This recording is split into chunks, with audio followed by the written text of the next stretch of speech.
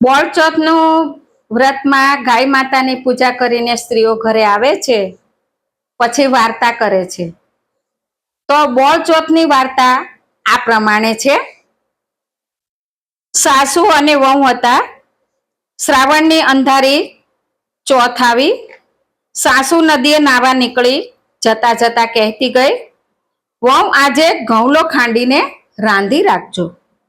એમના ઘરમાં એક ગાય હતી અને ગાયના ઘઉંવર્ણા વાછરડાનું નામ ઘઉંલો હતું. વહુએ વાછરડાને ખાંડણીમાં ખાંડી હાંડલામાં નાખીને ચૂલે ચડાવ્યો. વહુ ભોળી હતી. સાસુએ કહ્યું કાંઈ અને સમજી કાંઈ. સાસુએ તો ઘઉંલો ખીચડો રાંધવા કહ્યું. ત્યારે વહુએ વાછરડો રાંધ્યો. સાસુએ નદીએથી આવીને પૂછ્યું, વહુ ઘઉંલો ચડાવ્યો ને? વહુ બોલી, ચડાવ્યો તો ખરો, પણ શું ઉધમાત કર્યો છે? ઘણો જોરાવર, તાણ્યો તણાય નહીં, કાપ્યો કપાય નહીં, અને શું ભાંભરડે માંડ ખાંડ્યો છે.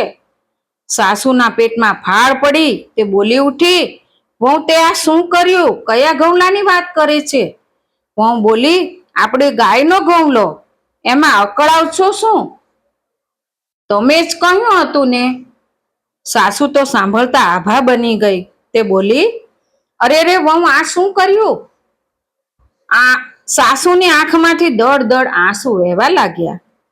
આજે બોળચોથ હતી. બધા વાછરડાની પૂજા કરવા આવવાના હતા.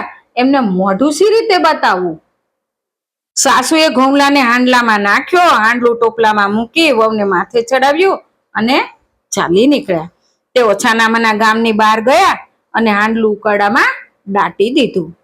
ઘેર આવીને કમાડ ભીડ્યું, આગળ વાસ્યો અને સાસુ વહુ ઘૂસપૂસ ઘરમાં ને ઘરમાં બેસી રહ્યા.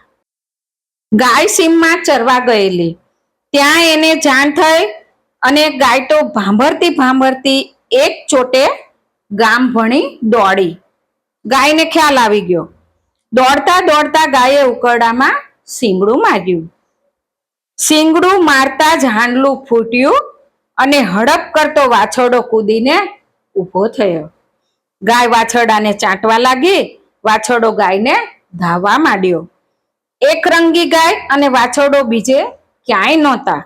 એટલે પૂજન ટાણે બધી ગોળણીઓ એક પછી એક ઘઉંલાને પૂજવા આવી. પણ જુએ છે તો ઘર બંધ, આગળથી આગળો ભીડેલો. આ વાર્તામાં એક રંગી ગાય અને વાછરું એ બંનેની પૂજા થાય એવું આ સાસુ વહુના ઘરે જ હતું. એટલે હજુ પણ ગામડામાં આ પરંપરા જળવાઈ રહેલી છે કે જે ખેડૂતને ત્યાં એક રંગી ગાય વાછરું હોય છે તેની બોળચોથને દિવસે પૂજા થાય છે. હવે આગળ વાર્તા વાંચીએ. એકે બૂમ પાડી. ગોળણીઓ બધી ગાય માતાની પૂજા કરવા આવેલી હતી. એમાંથી એક ગોળણીએ બૂમ પાડી, અલી ઘરમાં શું કરો છો? કમાડ ઉઘાડો ને, અમે પૂજન કરવા આવ્યા છીએ ગાય માતાનું. ન તો કમાડ ઉઘાડ્યું કે ન તો ઉત્તર મળ્યો. એટલામાં ગાય વાછરડાને લઈને દોડતી આવી ગઈ અને આંગણામાં ઊભી રહી. ગળામાં હાંડલાને કાટલો ને વાછરડાને બચ ધાવતા વળગ્યો.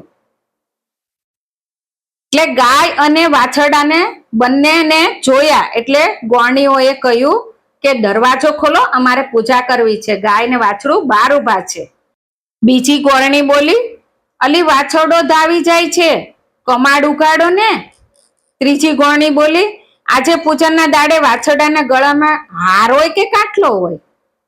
ઘરમાં સાસુઓ વિચાર કરવા લાગ્યા કે આ બધા આપણને કેવા મેણા બોલે છે, કેવા મેણા દે છે. વહુએ કમાડની તિરાડમાંથી જોયું તો સાચે જ ઘઉંલો ગાયને ધાવતો હતો. તિરાડમાંથી જોયું કે આ બધા જે લોકો બધા બોલે છે એ આ સાચું છે કે શું છે? વહુએ કહ્યું, જુઓ ઘઉંલો જીવતો છે. સાસુએ ઘઉંલાને જીવતો જોઈ ફટ દઈને કમાડ ઉઘાડ્યું. સાસુ બહાર આવ્યા અને બધાને બનેલી વાત કહી. ગોરણીઓએ કહ્યું, બહેન, તમારા વ્રતના પ્રતાપે મારો ઘઉલો સજીવન થયો છે.